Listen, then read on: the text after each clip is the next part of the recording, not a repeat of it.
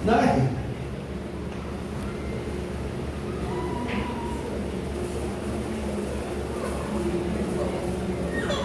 hindi lang mababait ang mahal ni Lord.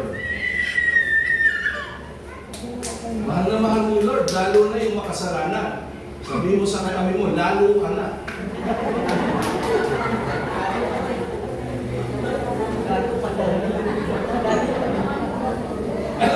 Alam niyo sa totoo lang, no?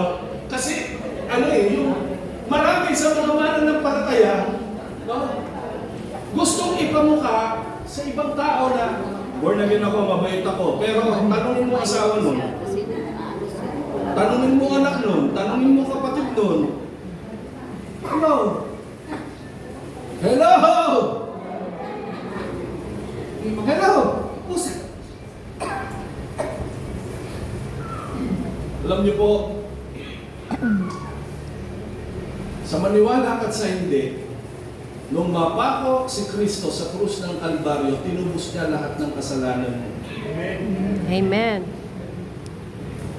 At tinubos na rin niya pati yung plano mong gawing kasalanan.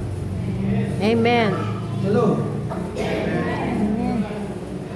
Pero hindi ibig sabihin, gawin mo yung kasalanan na yon. Hello? Sige, gawin mo yung kasalanan na yon. Subukan mo.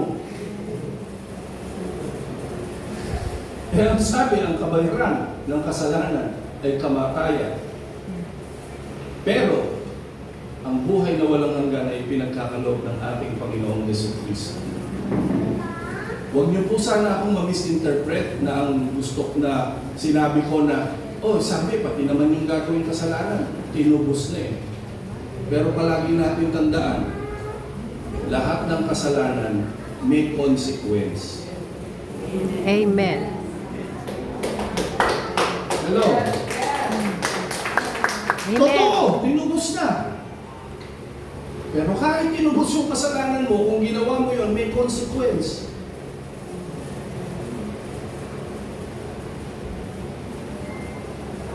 Sabi mo sa katabi mo, umayos na tayo. Umayos na tayo. Umayos na tayo. Palakpakan na natin ang Panginoon. Alam mo sa totoo lang po, no? Marami ang hindi naiintindihan yung pag-ibig ng Panginoon. Marami sa mga mananampalataya sasabihin nila, kailangan gawin ko to, kailangan gawin ko to, kailangan kunin ko to, kailangan. Hello! Hello! Sa totoo lang po, nung tanggapin natin si Kristo bilang sarili ng Panginoon at tagapagligtas, binigyan ka na niya ng buhay na walang hanggan.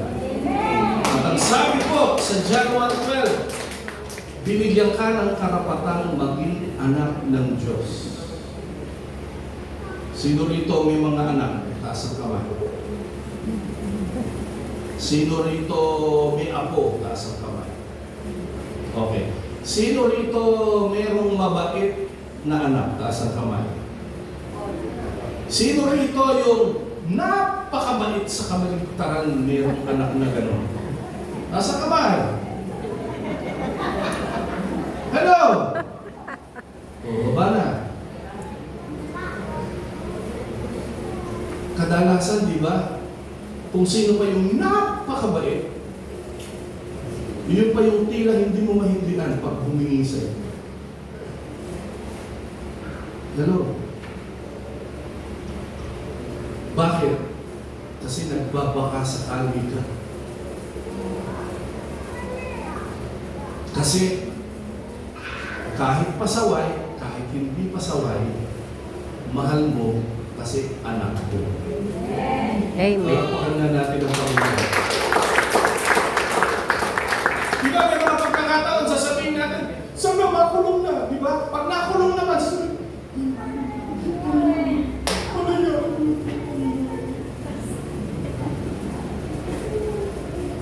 Hello? Hello? Kung ikaw na tao, ganun ang damdamin mo sa anak mo, what more pa? Yung tatay natin sa langit, Amen. na hindi ka tatagain, hindi ka gagawa ng paraan. Alam mo ba, di ba nakikita niyo sa totoo lang po, no? Sa kabila ng mga kapalpakan natin, palagi kang iniligtas ni Lord. Hello? Kaya sabi ko nga, dapat kaya ka nagsisimba, hindi para iligtas ka. Kaya ka nagsisimba kasi nagte-thank you ka, niligtas ka. Hello? Tanggalin na natin yung utak na pakabig. Hello? Kaya ka nag-o-offering, binless ka ni Lord. Hindi mo kaya ka mag-o-offering para i-bless ka ni Lord. Sa totoo, tingin kayo sa akin, makakapagbigay ka ba kung hindi ka bibigyan ni Lord? Tapos bigay lang ni Lord, napakadamot mo pa. Tabi-tabi po, ang tamaan. Buti nga. Ano? Sino magsasabi dito na lahat ng meron ka galing kay Lord? Amen. Sige, taas natin. Okay, baba niyo na yung kamay niyo. Ay, bakit pag may project sa church, hirap na hirap kayo magbigay? Eh, si Lord pala may-ari mo. Hello. Tutuloy ko pa po ba ang preaching ko o uuwi na po kami? Palakpakan na natin ang Panginoon. Hallelujah! Ang unang-unang nagbigay sa atin, walang iba kundi ang ating Panginoon. Di ba? Ibinigay ang kanyang bugtong na anak upang ang sino mang sa kanya'y sumampalataya ay huwag mapahamak, kundi magkaroon ng buhay na walang hanggan. Kaya yung pagbibigay natin, katiting lang yun. Yung pagsisimba natin, kulang pa yan. Yung pagsama natin sa misyon, kulang na kulang pa yan. Hello? Ang ipinagkatiwala sa atin ng Panginoon, hindi lang basta love. Ang sabi dito, for God so loved, sobrang pagmamahal.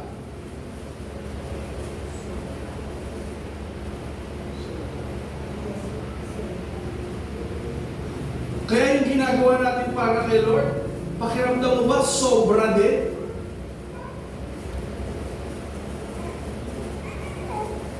O kulang? O bitin?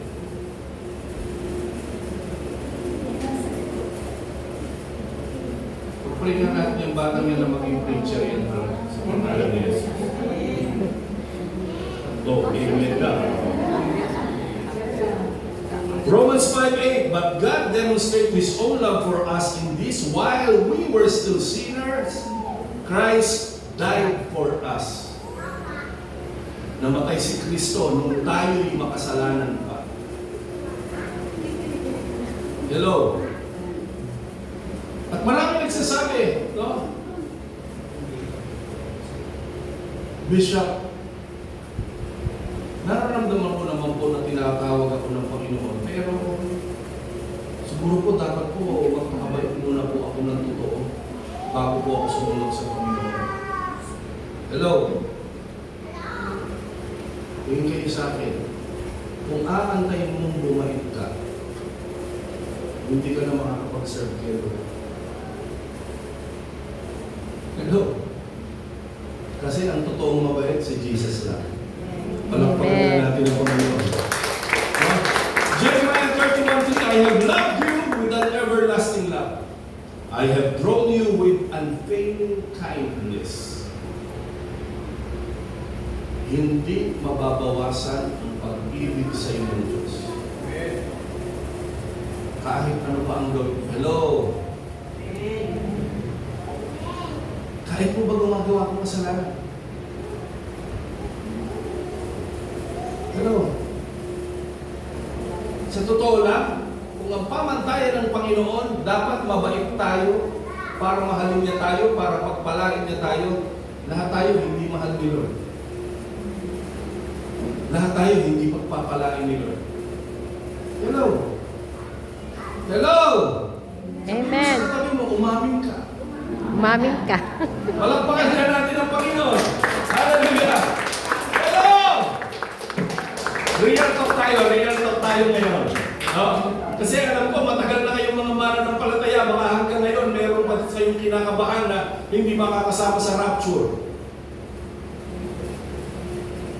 Hello? Hindi ako makakasama sa rapture kasi hindi ako mabait.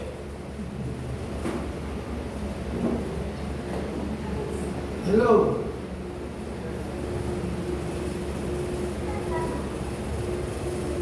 Alam niyo po, yan.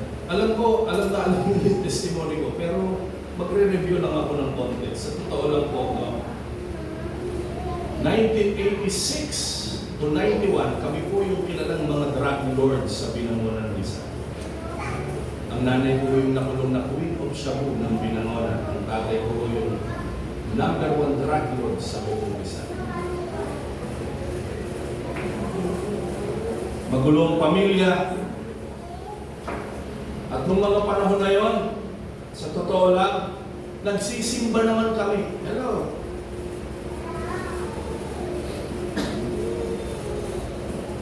At ang team song namin, gusto kong bumae, pero hindi ko magawa.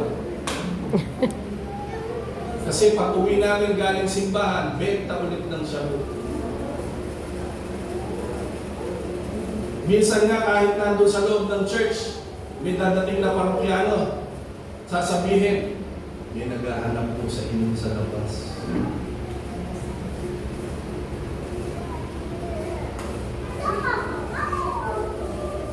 Hanggang sa nakulong yung nanay at tatay ko.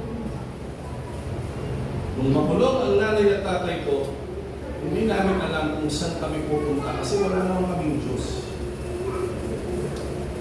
Nagsisimba lang kami. Kasi para masabi na nagsisimba.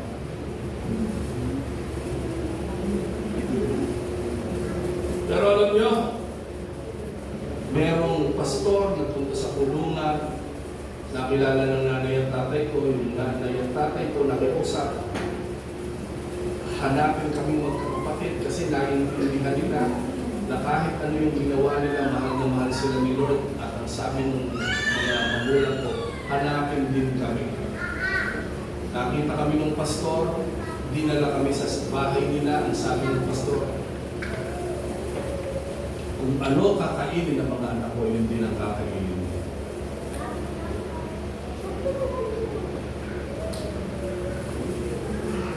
Sabi ng pastor sa akin, Iho, mahal na mahal ka ni Lord. Sabi ko, ang dami po namin kasalanan. Salot po kami dito sa Binangonan.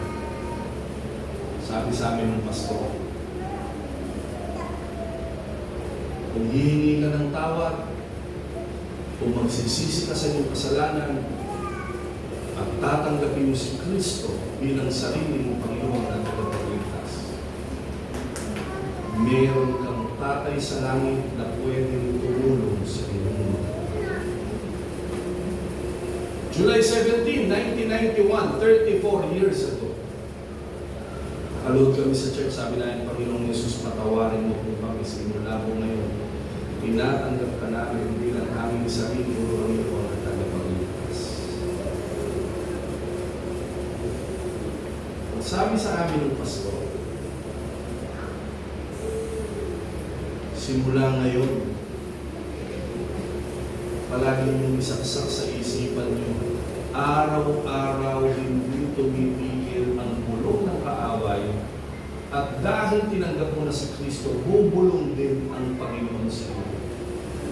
Sabi ng pastor, ang dalangin lang namin, sa bawat sandali ng buhay niyo, pangarapin niyo na ang mapapangiti niyo walang iba kundi si Kristo. Dalawa lang naman ho ang nakaabang sa ginagawa natin.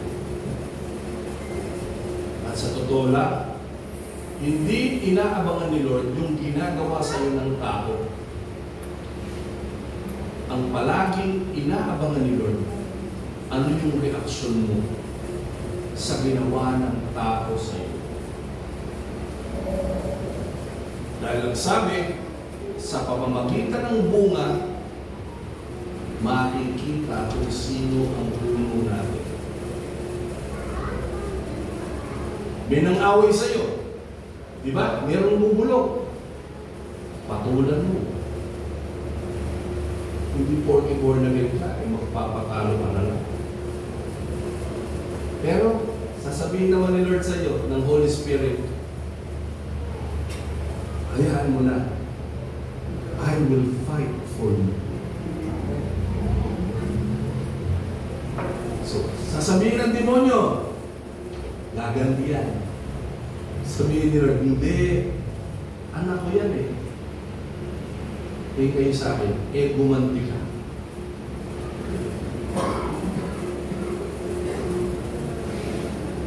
Sabihin mo sa katabi mo, katapat mo, alam mo na yun.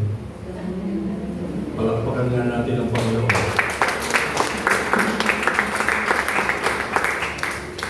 Ang John 3:16, sana magpaalala sa atin na kahit ano ka pa, kahit sino ka pa, hindi nagbabago ang pag-ibig niya sa iyo at pag-ibig niya sa akin.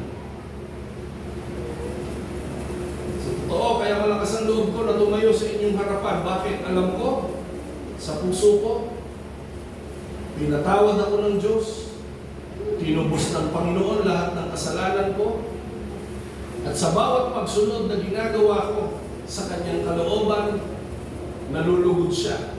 Pero hindi ibig sabihin na nadadagdagan ang kanyang pagmamahal dahil noon pa bang wala tayong kakwenta-kwenta, minahal na tayo ng Panginoon. Amen.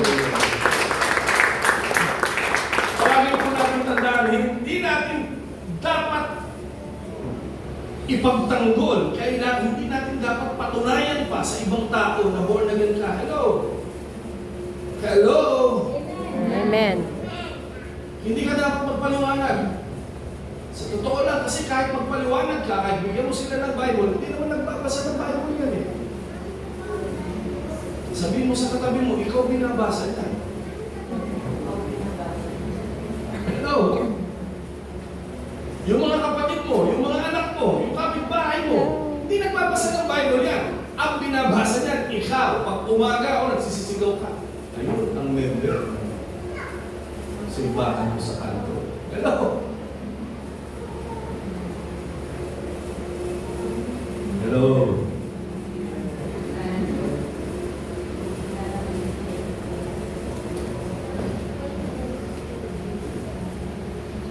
The greatest love, God's love for all. The greatest gift, Hi. Jesus Christ. Hello? Kapag ikaw may nagbigay sa iyo ng regalo, binabayaran mo ba?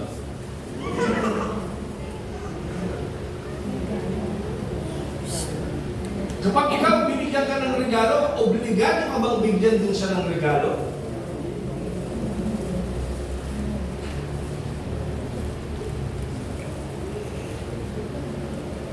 Ang pag-ibig ng Diyos, ang pagtubos ni Kristo sa krus ng Kalbaryo, regalo, biyaya, hindi mo pinaghirapan. Hello? Amen. Kasi bakit? Wala kang ang kwenta eh. Wala akong kwenta nung tubusin ako ni Lord. Hello? Kaya sinasabi nila, magpakabait ka. Sa totoo lang, alam ko naman, umamin ka man o hindi, hanggang ngayon, pare-parehas tayo ng team song. Gusto kong bumahir, pero hindi ko magawa. Pero ang maganda lang doon, nasa Diyos ang awa. Sabihin mo sa katabi mo, walk your talk. Kung ano yung pinapanggit ng bibig mo, sana yun ang nilalakaran mo. Palakpakan nga natin ang Panginoon. Ang Diyos hindi lang nagsabi na mahal kita, pinatulayan niya sa pamamagitan ng pagbibigay ng kanyang buktong na anak. Palagi natin tandaan ang kaligtasan ay regalo, hindi mababayaran, hindi dahil mabait tayo, kundi dahil mabuti siya. Palakpakan nga natin ang Panginoon. Malinaw na sinasabi sabi sa Romans 6:23, for the wages of sin is death, but the gift of God is eternal life in Christ Jesus our Lord. Amen? Sabi rin sa Ephesians 2:8-9, for it is by grace you have been saved through faith, and this is not from yourself, it is a gift from God. Hindi mo pinaghirapan yan kahit kakapit. Niregaluhan ka ni Lord, at yung regalo na yun, sa totoo lang, kahit alam mo may regalo, pag hindi mo tinanggap, hindi magiging iyo. Hello? Tingin kayo sa akin, pag niregaluhan ka, lalo na napaka-espesyal ng nagregalo sa iyo, iniingatan mo ba?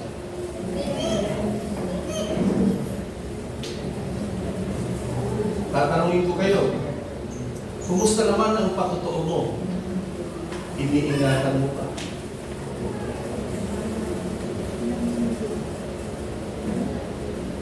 Sa labas po, Bishop, naiingatan ko po, pero po sa loob po, kasi talagang pasaway po yung asawa ko, yung mga anak ko. Minsan po talaga, anak ko po, Panginoon ko. Napapahaliluya na lang po ako. Hello?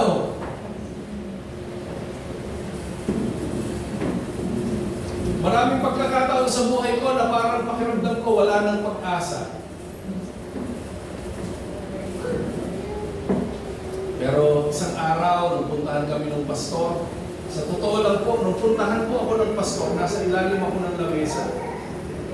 Doon ako kumakain, doon ako dumudumi, doon ako naliligo, doon ako natutulog. Dahil praning, overdose sa shabu. Kasi po, nung mahuli ko ang nanay at tatay ko, yung natirang shabu, binata ko ng binata. Hello? Pero alam nyo, naiintindihan ko sa sinabi ng pastor, hindi mo pala kailangang maging perpekto bago mo tanggapin si Kristo. Hindi mo pala kailangang maging perpekto bago ka magsimba. Kasi yung iba sabihin, pag mabait na po ako, tsaka na po ako magsisimba. Sasama na po ako sa misis ko, o sasama na po ako sa anak ko, sasama na po ako sa tatay ko, pag mabait na po ako. Eh sa totoo lang, yung mga nasa loob ng simbahan, hindi rin naman mababait. Tignan mo yung katabi mo. Palakpakan na natin ang Panginoon. Hallelujah! Lahat tayo hindi natin deserve, pero ibinigay ng Panginoon. At yun yung tinatawag na grasya, biyaya. At yun ang totoong nagpabago ng buhay ko at alam ko na patuloy na magpapabago ng buhay mo. Hindi mo kailangan gumawa ng kung ano-ano. Ang kailangan mo lang gawin, maniwala ka, pananampalatayanan mo na kahit ano ka, mahal na mahal ka ni Lord. Hello? Kahit hindi ka mahal ng mga kasama mo sa simbahan, huwag ka mag-alala.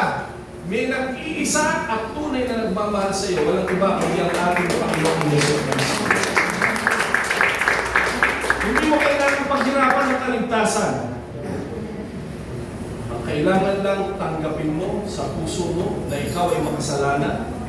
At kapag tinanggap mo sa puso mo na ikaw ay makasalanan, papasukin mo si Kristo sa buhay mo, sa puso mo, at simula sa araw na yun, at palagi mong hilingin, Lord, sana ikaw lang ang mapangiti ko araw-araw.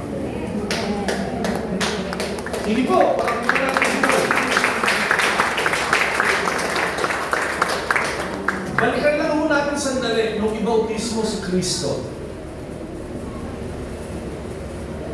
Diba, sabi ni Juan Bautista, wala akong karapatan. Pero sabi ni Jesus, ibaptize mo ko para mangyari yung sinabi sa banal na kasulatan. So lumuhod si Jesus. Pagluhod ni Jesus, di ba? Anong nangyari? No? Pagkabuhos ni San Juan Bautista, Bumukas ang kalangitan. Hello, alam niyo ba yung istorya na yun? Bumaba yung isang Bumukas ang kalangitan, mayroong kalapate o dam na dumapo sa kanyang balikat at may nagsalita. Anong sabi? Ito ang sinisinta kong anak na lubha kong pinalulutan. Tingin kayo sa akin, naniniwala ba kayo na tinanggap niyo si Kristo bilang sariling Panginoon at tagapagligtas? Ang banal na Espiritu ay narahan na sa inyo. Amen. At iyon yung simbolo ng kalapate na napunta sa balikat ni Jesus. Hello! Amen. Sino rito magkakasama sa bahay? Sino rito magkapit-bahay? Sino rito yung palaging nakikita? Tingin kayo sa akin, ang dalangin ko lang, kada makikita kayo, magpaalalahanan kayo. Mami Susan, kumusta na yung kalapate? Nandyan pa ba? O lumipad na? Palagpagan na natin ang Panginoon. No? Merong matinding pangako sa John 3:16. Ano yung pangako? No? Magkakaroon ka ng buhay na walang hanggan. Hello? Sabi dito, so that whosoever believes in Him shall not perish, but have an everlasting life. Malinaw ang pangako ng Panginoon. Hello? Malinaw ba? Sa John 3:16. Amen. Kapag naniwala kayo kay Jesus, hindi ka pahamakan ng aming kahihinatnan, kundi buhay na walang hanggan. Eternal life na bigay at regalo ng ating Panginoon. At sasabihin natin, pag napunta na sa langit, yun ang buhay na walang hanggan. Tingin kayo sa akin. Yung buhay na kasama si Jesus dito sa lupa, maaari na natin ituring na tayo ay namumuhay na patungo sa buhay na walang hanggan. Amen. Hello? Amen. Tingin kayo sa akin. Kasabihin, Bishop, kala ko buhay na walang hanggan. Bakit ngayon? May sakit ako.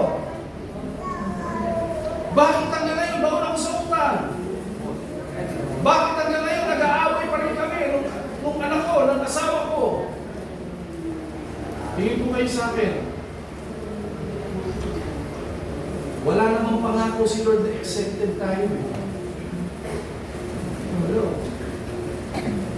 Pero ang pangako ng Panginoon, iingatan kita, protected ka. At nakita mo naman, sa dami ng mga pinagdaanan mo, simula nung makakilala ka sa Panginoon, kahit kailan, hindi ka iniwan ng aking Panginoon. Amen. John 10:28, I give them eternal life and they shall never perish. No one, ulitin ko, no one will snatch them out of my hand. Sabi sa John 10:28, no? Walang makakaagaw. Hello! 1 John 5:11 and 12. 1 John 5:11 and 12, God has given us eternal life and this life is in His Son. Whoever has the Son has life. Kung sino nasa Kanya ang bugtong na anak, sigurado ang buhay ay nasa Kanya.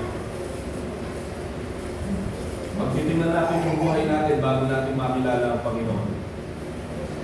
Pagtitingnan natin ang buhay natin ng panahon na nakalugod tayo, nakapagod tayo sa kasalanan. Walang isang kasiguruhan. Sabi ko nga, pag binabalikan ko yung sarili ko hanggang ngayon, no? Pag napupunta ako sa lugar namin sa Milimira, maiiyak ka na lang. Kasi bakit? Alam mo yung dati mong buhay, tapos ngayon, eto, sa totoo lang po, for the glory of God, no?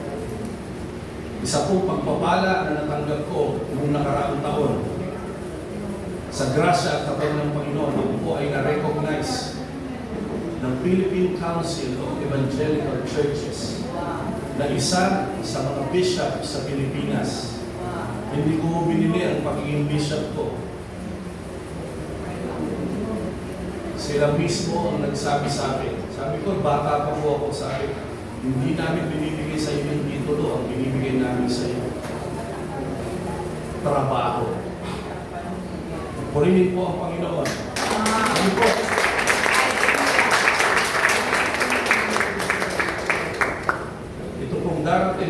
ay 27 bishops na recognized ng Philippine Council of Evangelical Churches.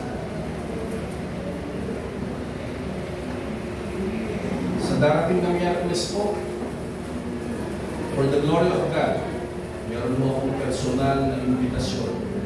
8 lang mo kami sa buong Pilipinas.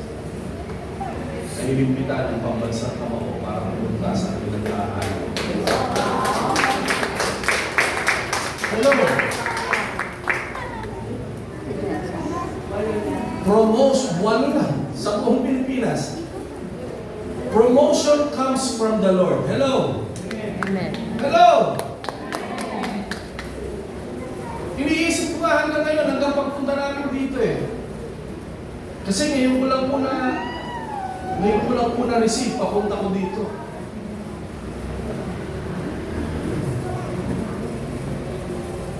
Ang sabi ko dito,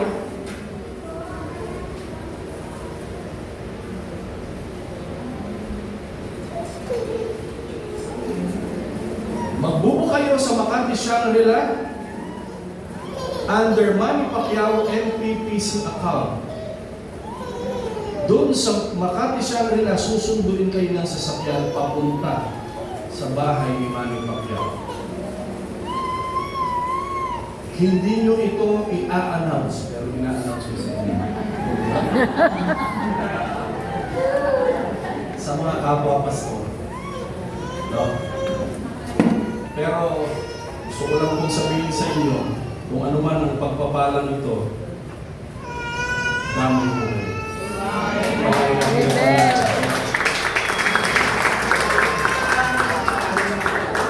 Ang dalangin ko lang po, no? Sana po, tingin kayo sa akin, sana po huwag mo makalimutan kung gaano kabuti ang Diyos sa atin. Sa totoo, hindi ka naman magpapakabait para mahalin ka ni Lord. Hello? No? Kaya ka magpapakabait kasi mahal mo si Lord. Pag mahal mo ang magulang mo, hindi mo bibigyan ng problema. Pag mahal mo ang asawa mo, hindi mo bibigyan ng problema. Pag mahal mo ang pastor mo, hindi mo bibigyan ng problema. Pag mahal mo si Lord, lahat ng bagay na pakiramdam mo, pwede kang ipagmalaki ni Lord. Yun ang gagawin mo. Kahit alam mo na pati yung kasalanan mong gagawin, tinubos na niya. Amen. Huwag natin samantalahin ang grasya na ipinagkatiwala sa atin ng Panginoon. Hello? Amen. Hello? Ang dalangin ko lang po, bawat isa sa atin na narito, sa grasya at habag ng Panginoon, hilingin natin, Lord, nawa masunod ko ang kalooban mo.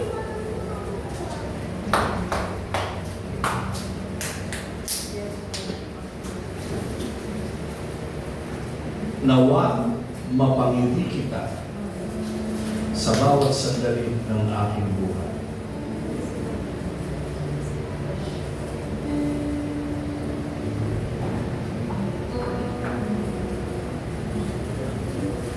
Greatest love, greatest gift, greatest promise.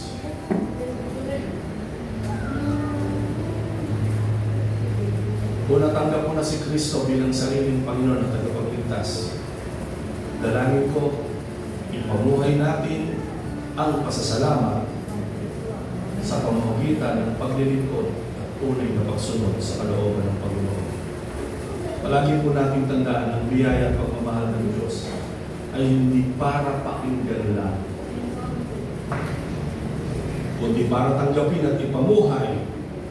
Tandalangin ko po sa araw na ito, yung tinamasa nating pag-ibig sa Panginoon, hindi natin kayang pantayan, pero kaya nating suklian kung ano lang ang kaya natin sa grasya at habag ng Panginoon.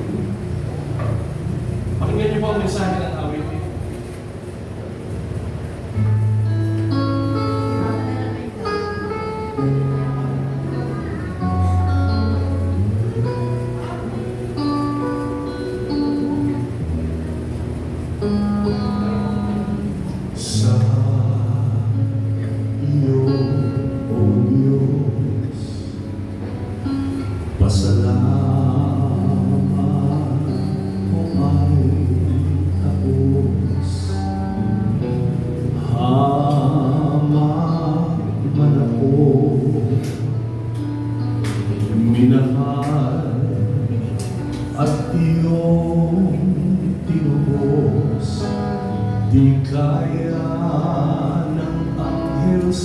dati ang nais kong ipahayag. Panginoon, nagbuhay sa iyo. Ang buhay ko lakas. Ang Diyos ay purihin. Ang Diyos ay purihin. Tunay na dakila ang Kaniyang pag-ibig. Sa dugo niyang tumigis, sana ko ay linis. Ang Diyos ay purihin sa Kaniyang pag-ibig. Dalangin ko, Diyos, pagdapatin mo ako, at anumang tagumpay utang ko sa Kalbaryo. Sa dugo niyang tumigis, sana ko ay linis. Ang Diyos ay purihin sa Kaniyang pag-ibig.